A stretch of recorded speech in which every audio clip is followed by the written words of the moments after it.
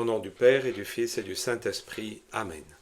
Mon Seigneur et mon Dieu, je crois fermement que tu es ici, que tu me vois, que tu m'entends. Je t'adore avec profonde révérence. Je te demande le pardon de mes péchés et la grâce de faire avec profit ce moment de prière. Ma Mère Immaculée, Saint Joseph, mon Père et Seigneur, mon ange gardien, intercédez pour moi.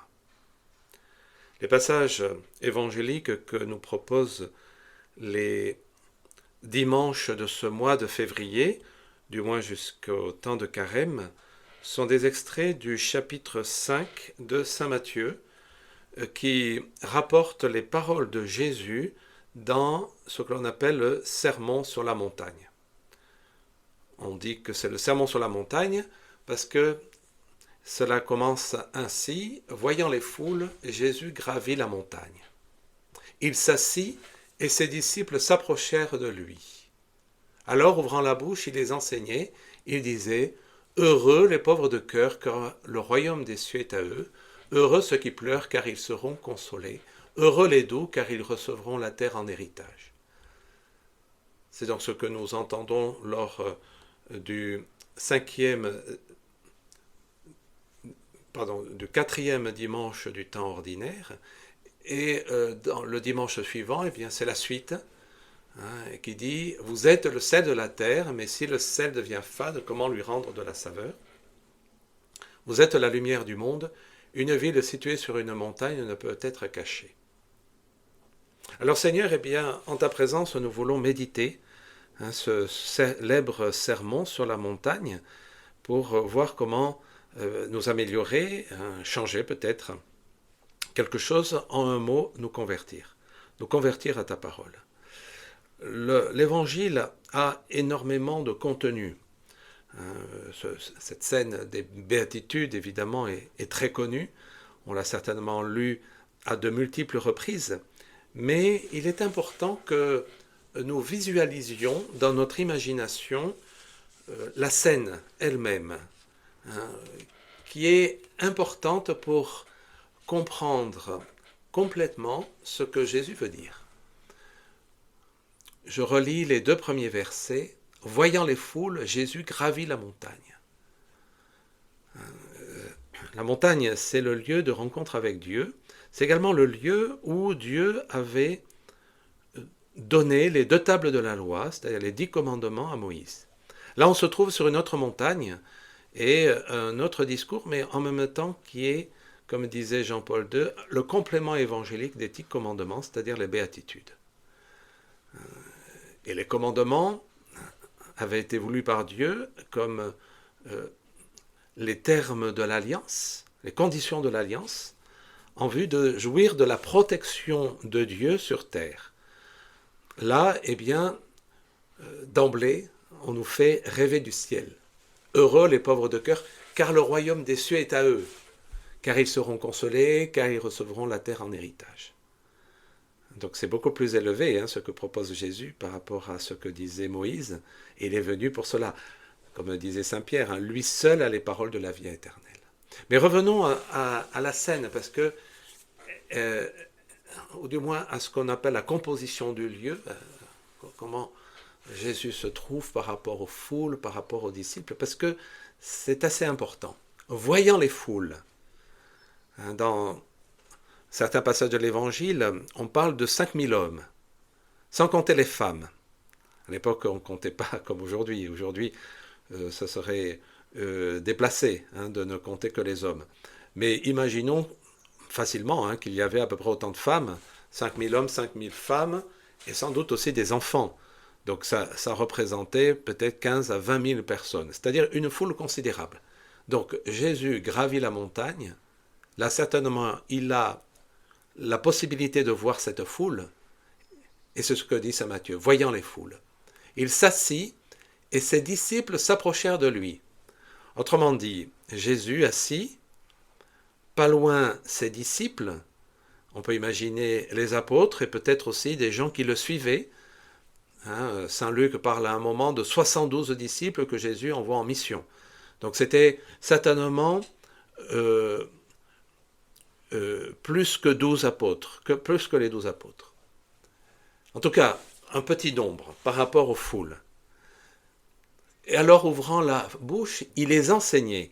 Alors, on peut se poser la question, à quoi se réfère le pronom les? Il les enseignait. Peut-on vraiment imaginer qu'il enseignait les foules? On peut vérifier, mais imaginons une foule de 15 à 20 000 personnes. On n'a pas de micro, on n'a pas de haut-parleur. Il est absolument impossible qu'une voix humaine, même depuis une montagne, puisse être audible par autant de gens.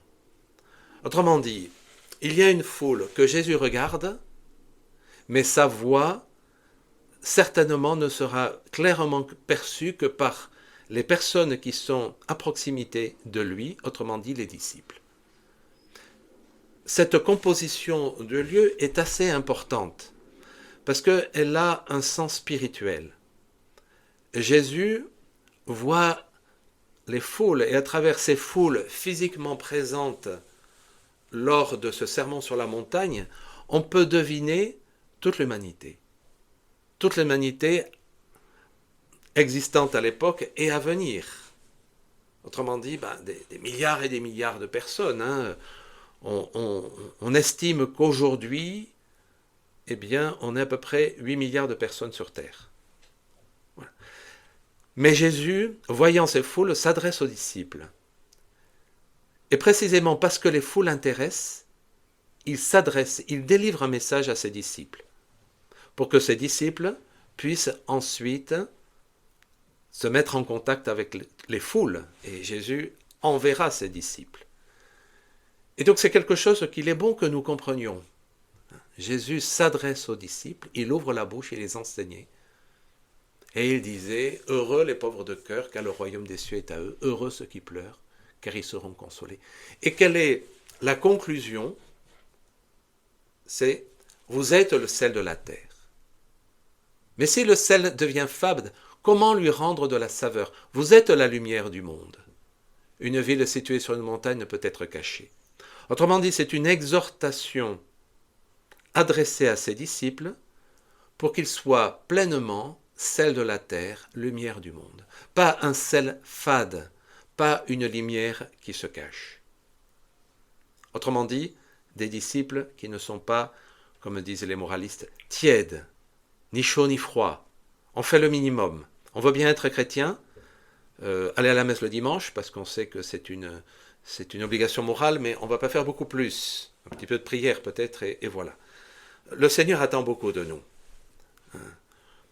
Un jour, un journaliste demandait à Sainte Bernadette Soubirous, la voyante de Lourdes, quel était, à son avis, le plus grand ennemi de l'Église.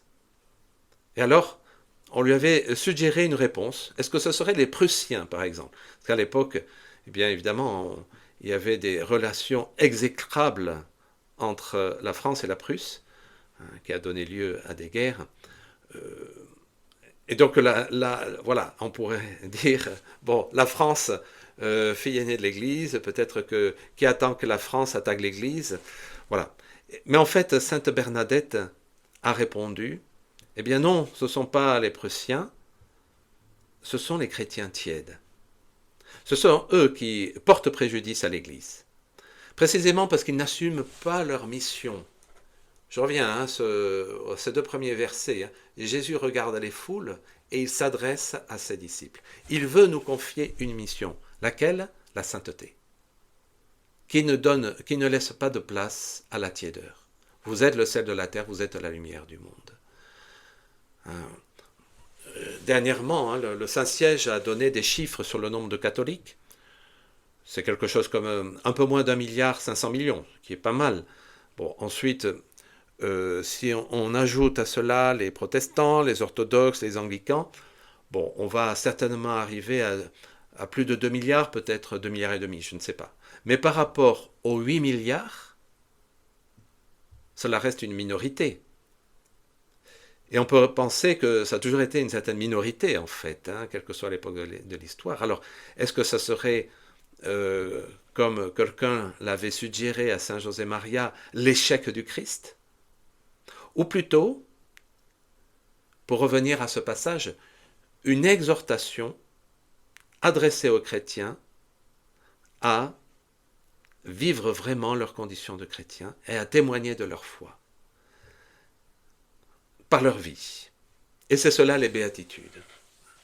Heureux les pauvres de cœur, car le royaume des cieux est à eux. Heureux ceux qui pleurent, car ils seront consolés. Heureux les doux, etc. Heureux les artisans de paix. En fait, dans ces béatitudes qui observent une structure similaire, sur les 9 présentes, et la partie la plus importante, c'est la deuxième. Car le royaume des cieux est à eux. Car ils recevront la terre en héritage. Car ils seront rassasiés, car ils obtiendront miséricorde. Autrement dit, Jésus promet le bonheur éternel. Et c'est ce que l'on attend aussi des chrétiens dans leur vie. Qu'ils annoncent à travers leur conduite, à travers leur conversation, la perspective très réjouissante de la vie éternelle. Il y a 1000 manières de l'annoncer. Pas uniquement par des bruits de mots, mais aussi par la sérénité dans des moments plus difficiles. Ces béatitudes se réfèrent à des situations qui ne sont pas forcément faciles, et pauvres de cœur. Bon, heureux ceux qui pleurent. Je dirais, nous, on pourrait plutôt dire heureux ceux qui s'amusent, qui font la fête, etc. Non, Jésus dit heureux ceux qui pleurent, car ils seront consolés. Alors, évidemment, il y a un sens très spirituel, très profond.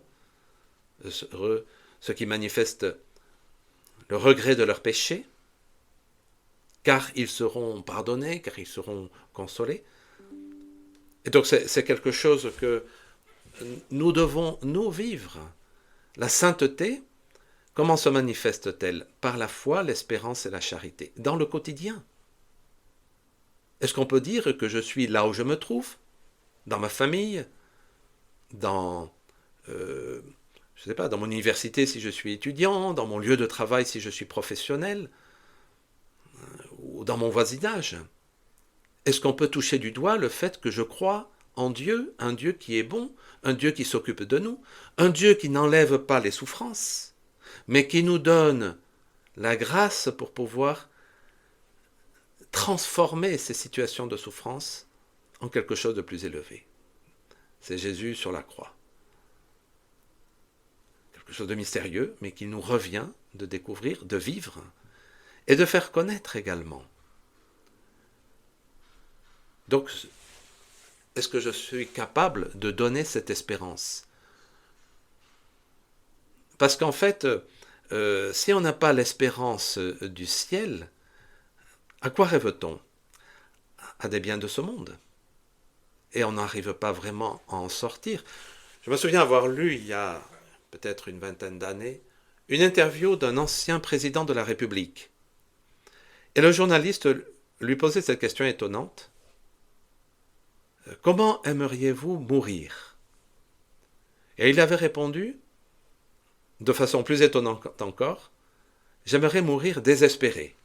Le journaliste un peu surpris, ah bon, mais est-ce que c'est quelque chose de vraiment souhaitable, le désespoir? Il dit, oui, je m'explique, avait-il dit. Désespéré au sens que lui donnait André Gide. C'est-à-dire, ayant accompli tous ses espoirs. Et donc, il est désespéré, c'est-à-dire, il arrive au terme de sa vie et il a accompli tout ce qu'il voulait faire ici-bas sur Terre. Comme par exemple, on peut imaginer cette ambition d'être président de la République. Alors, ça se comprend. Mais si on n'a pas le regard tourné vers le ciel. Et le Seigneur nous le dit à d'autres endroits de l'Évangile. Aspirez au bien du ciel. Là où il n'y a pas de ver qui ronge, où il n'y a pas de voleur qui dérobe. Aspirez au bien du ciel. Il nous le dit de 1000 manières différentes. Aussi, il raconte une petite histoire d'un homme extrêmement riche. À l'époque, la richesse, c'était propriétaire terrien. Donc, il avait construit des silos, il les avait remplis. Et maintenant ils sont remplis, qu'est-ce que va-t-il faire? Eh bien, en construire d'autres, pour être toujours plus riche. Et Jésus conclut cette histoire en disant, mais Dieu lui dit, tu es fou, aujourd'hui on va te demander ton âme. Alors, tout ce que tu auras accumulé, à quoi bon? Eh oui, à quoi bon? C'est une question que nous devons nous poser nous aussi. Et cette première béatitude est extrêmement importante. Heureux les pauvres de cœur, car le royaume des cieux est à eux. Il faut bien comprendre les termes. C'est très dense, j'insiste à l'évangile. C'est d'abord être porteur d'une espérance, le royaume des cieux est à eux. Saint Pierre qui dit que nous devons rendre compte à ceux qui nous le demandent de l'espérance que nous portons dans notre cœur. Voilà. Donc, ça doit se manifester, cette espérance, par le fait que nous vivons cette pauvreté de cœur. Ce n'est pas forcément la misère. De fait, la misère doit être combattue. Ça, c'est clair. C'est pas bien, c'est un scandale même. C'est un scandale parce qu'on voit qu'au niveau social, on ne vit pas la charité comme il conviendrait. Et donc, il faut y remédier. Mais la pauvreté de cœur, ce n'est pas la même chose. C'est le cœur qui ne se réjouit que des biens venant du ciel. C'est l'exaltation de Notre-Dame dans le Magnificat. C'est les bergers ou les rois mages qui n'hésitent pas à laisser leur travail pendant quelque temps pour aller voir, quoi, ce petit enfant, qui semble dérisoire, mais aux yeux de la foi, qui éclaire toute leur existence, toute leur vie. Voilà ce à quoi nous sommes appelés. Heureux les pauvres de cœur, car le royaume des cieux est à eux. Alors si je suis un chrétien qui est à l'affût des dernières nouveautés technologiques ou qui n'aspire qu'à acheter et consommer, etc., est-ce que je donne vraiment le témoignage de ma foi et de mon espérance? Ou pourrait-on dire, ou pourrait-on m'appliquer ces paroles de Jésus? Mais si le sel devient fade, comment lui rendre de la saveur? C'est terrible. Et en même temps, c'est pour chacun d'entre nous. Je reviens à cette idée initiale. Jésus voit les foules, mais sa voix ne peut être entendue que par ses disciples. Quitte à ses disciples ensuite à retransmettre. Ce que vous avez entendu, il faut le transmettre sur tous les toits. Donc nous sommes peut-être 2 milliards de chrétiens, ou peut-être un peu plus, je ne sais pas, sur Terre, mais ce qui nous intéresse, c'est quoi? C'est les 8 milliards. Et les 8 milliards, il n'est pas nécessaire d'aller au fin fond de la Chine pour trouver ces gens-là. C'est peut-être dans notre voisinage, peut-être même dans ma famille, ou dans mon lieu de travail, où on voit des gens qui sont tellement éloignés, qui ont peut-être pu être baptisés, mais que font-ils de leur baptême? Est-ce qu'ils le vivent correctement? Alors Jésus, Seigneur, eh bien tu comptes sur nous, vous êtes le sel de la terre. Mais si le sel devient fade, comment lui rendre la saveur? Il ne vaut plus rien. Le sel donne l'incorruptibilité. Je dirais avant qu'on invente les frigos, on avait le sel qui permettait aux aliments de durer. Et en fait, cette incorruptibilité, elle est là. C'est-à-dire, si le chrétien ne manifeste pas dans sa vie l'espérance de la vie éternelle, alors il ne vaut plus rien. On le jette dehors et il est piétiné par les gens. C'est vrai que ce sont des paroles très dures pour nous faire réagir. Le Seigneur, clairement, lutte contre la tiédeur. Une sorte de satisfaction de soi dans la vie chrétienne. On veut bien faire des choses, surtout le plus important, on va éviter le péché mortel, parce qu'on se dit, sinon j'irai en enfer, voilà. Donc on va à la messe le dimanche, on fait. Mais ensuite, est-ce qu'il y a vraiment la charité, la foi, l'espérance et la charité dans ma vie? Est-ce qu'on peut la toucher du doigt? Quelque chose que les gens peuvent constater, et ensuite, c'est ce que dit le Seigneur, qu'en regardant nos bonnes œuvres, en voyant ce que vous faites de bien, ils rendront gloire à votre Père qui est aux cieux. C'est-à-dire que votre lumière brille devant les hommes. Alors, voyant ce que vous faites de bien, ils rendront gloire à votre Père qui est aux cieux. Voilà, on est juste après le sel de la terre et la lumière du monde. Donc, le Seigneur s'inscrit toujours dans cette logique. Il parle à ses disciples, il voit les foules, et il veut que ses disciples approchent ces foules de lui. Mais si les disciples sont devenus fades, alors ça ne marche plus. Et ce qu'il attend de ses disciples, c'est des bonnes choses, voyant ce que vous ferez de bien. Que votre lumière brille, en toute humilité. c'est une lumière de bien, c'est les bonnes œuvres. Alors voyant ce que vous faites de bien, ils rendront gloire à votre Père qui est aux cieux. Ils ne rendront pas gloire à vous. C'est le témoignage de notre exemple. Suis-je un bon chrétien? Est-ce que je fais chaque jour un examen de conscience? C'est une recommandation que l'on donne souvent dans l'Église. En début de journée, on offre sa journée, l'offrande d'œuvre. Seigneur, ben voilà, ce que je vais faire, merci pour cette journée qui commence. Et ce que je vais faire, eh bien, c'est pour ta gloire. Voilà. Et donc ensuite, il y a la journée. Il est bon de rester en présence de Dieu, de faire des choses pour lui et pas pour nous. Et en fin de journée, l'examen de conscience. On fait le bilan, qui doit durer quelques minutes, pas très longtemps. Seigneur, eh bien, peut-être que je t'ai un petit peu oublié, que je me suis intéressé surtout à moi, que j'ai peut-être négligé certaines personnes, que je n'ai pas été très charitable, très sympathique, etc., etc.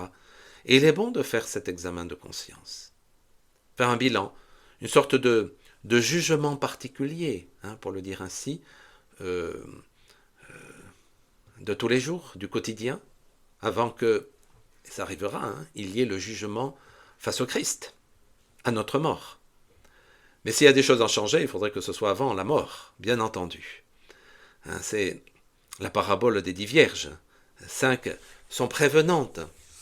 Elles mettent de l'huile dans leur lampe pour donner de la lumière. Et donc, elles pourront entrer dans le royaume. Il y a les insensés. Elles ne voient pas l'intérêt. Parce que l'époux tarde à venir, donc voilà. Et qu'il y a une vie à vivre et qu'elles ne veulent pas trop se compliquer la vie. Elles sont tièdes, en fait. Elles ont la lampe, donc elles sont considérées comme des disciples. La lampe symbolise peut-être le baptême, en fait, qui reçoit la grâce en vue de faire des bonnes œuvres, et qui représente la lumière. Mais bon, les vierges insensées trouvent ça un peu long, peut-être. Et il est normal que nous ayons cette tension vers le ciel. Voilà, et qui nous fait aussi considérer les béatitudes comme une occasion de ressembler au Christ. Le catéchisme de l'Église catholique dit que c'est un portrait du Christ, les béatitudes. Donc ça, or la vie chrétienne a pour finalité de nous identifier à Jésus-Christ. Heureux les miséricordieux, car ils obtiendront miséricorde. Heureux les artisans de paix, car ils seront appelés fils de Dieu. Alors ça, évidemment, on peut demander cela. Seigneur, nous te demandons la paix sur le continent européen et aussi sur d'autres territoires. Le monde manque cruellement de paix et parfois on se demande si on banalise un peu, pas trop, les conflits. Et c'est quelque chose qui peut être assez dangereux. Donc prions pour la paix. Heureux les artisans de paix. Mais il ne s'agit pas évidemment simplement d'enjeux géopolitiques. Est-ce que moi, je sais créer un climat de paix? Est-ce que je sais pardonner autour de moi?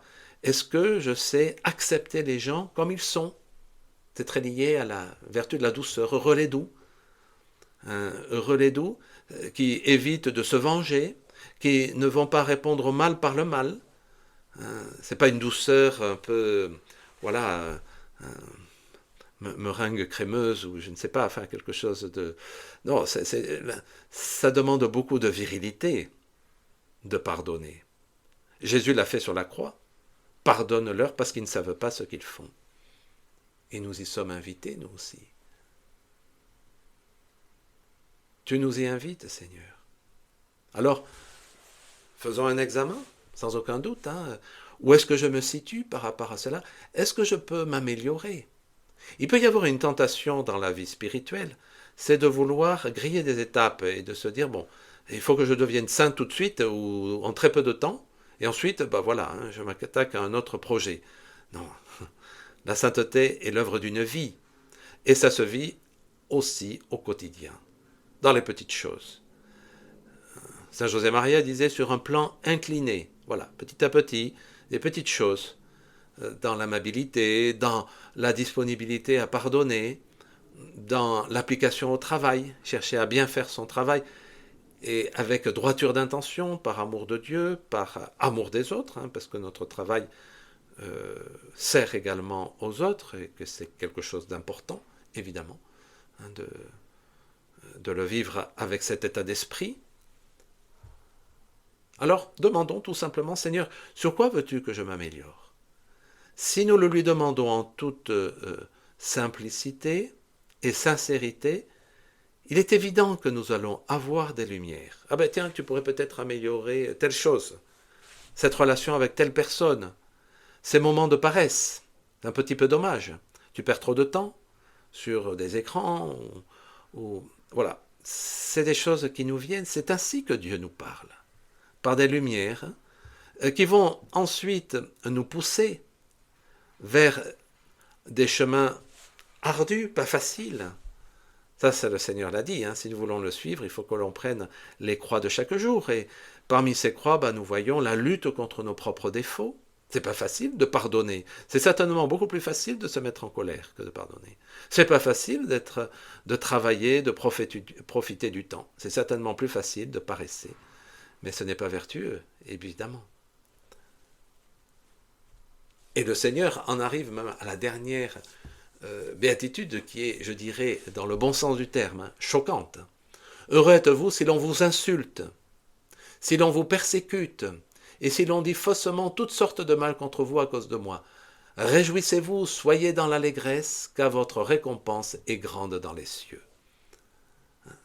Si on est l'objet d'incompréhension, réjouissez-vous, n'ayez pas peur. C'est vrai que le Seigneur demande beaucoup à ses disciples, et peut-être qu'il y aura des gens qui ne comprendront pas, et dans l'histoire de l'Église, on sait qu'il y a aussi beaucoup de missionnaires qui ont été martyrisés dans des pays divers, et c'est des gens extraordinaires, bien entendu. Et sans aller jusque-là, peut-être que aussi mon attitude inspirée de la morale chrétienne peut déranger des gens dans mon entourage. Et alors, il y a des cancans. C'est certain que le Seigneur ne nous garantit pas qu'on va être bien vu de tout le monde. C'est sûr. Mais il nous dit, réjouissez-vous. Heureux êtes-vous si l'on vous insulte. C'est une situation, évidemment, si on nous insulte, on ne peut pas sauter de joie comme ça. On nous insulte, ça ne fait jamais plaisir. Mais on le fait pour le Christ. C'est ce que dit le Seigneur. Si l'on dit faussement toutes sortes de mal contre vous, à cause de moi. Si on le fait pour le Christ, alors, c'est ce que promet le Seigneur. Réjouissez-vous, soyez dans l'allégresse, car votre récompense est grande dans les cieux. Ça vaut la peine d'y penser, ça vaut la peine d'être cohérent avec notre condition de chrétien, là où nous nous trouvons, de ne pas transiger avec des choses qui sont opposées à la morale chrétienne. C'est pas facile, mais le Seigneur va nous y aider. Le Seigneur ne nous abandonne pas. C'est pas comme une sorte de devoir qu'il nous donne, les béatitudes, et ensuite il nous dit, je reviens d'ici quelque temps et on verra un peu ce que tu as pu faire. Le Seigneur est avec nous, il a dit à ses disciples, et moi je suis avec vous tous les jours. Il est avec nous dans l'Eucharistie, il est avec nous dans la confession. S'il a institué le sacrement de confession, c'est bien parce qu'il sait que nous sommes faillibles, que parfois, comme dirait saint Paul, on ne fait pas le bien qu'on voudrait et on fait le mal qu'on ne voudrait pas. Et voilà, c'est comme ça. Mais on est aidé par la grâce divine, et on donne un exemple. Le Seigneur n'attend pas, les foules n'attendent pas que les disciples du Christ soient impeccables, parfaits. L'impeccabilité, ça n'existe pas. Ce n'est sans doute dans l'exemple de la Vierge Marie, ce que nous ne sommes pas, mais que nous revenions vers le Seigneur inlassablement. Comme dit la Sainte Écriture, le juste tombe 7 fois par jour, c'est un chiffre symbolique évidemment, et se relève autant de fois. C'est ça qui est important. C'est-à-dire, on ne se décourage pas. On revient, on est saintement têtu. Voilà, j'ai fait quelque chose, c'était pas bien, je demande pardon et je reviens. On ne se décourage pas, on ne se dit pas, je n'y arriverai pas, je ne progresserai pas. Ce sont des attitudes de manque de foi. J'insiste, la sainteté se manifeste par la foi, l'espérance, la charité. Et donc par la lutte contre le découragement, par la conviction que le Seigneur nous accompagne et qu'il nous demande de faire des choses bonnes, de vivre la charité envers tous, évidemment, sachant qu'elle est bien ordonnée, donc en premier lieu envers les gens de notre famille, les gens que nous côtoyons habituellement, et ensuite envers tous. Le Seigneur sur la croix est mort pour chacun d'entre nous. Je te remercie, mon Dieu, des bonnes résolutions, des actes d'amour et des inspirations que tu m'as communiquées dans cette méditation. Je te demande de m'aider à les mettre en pratique. Ma Mère Immaculée, Saint Joseph, mon Père et Seigneur, mon ange gardien, intercédez pour moi.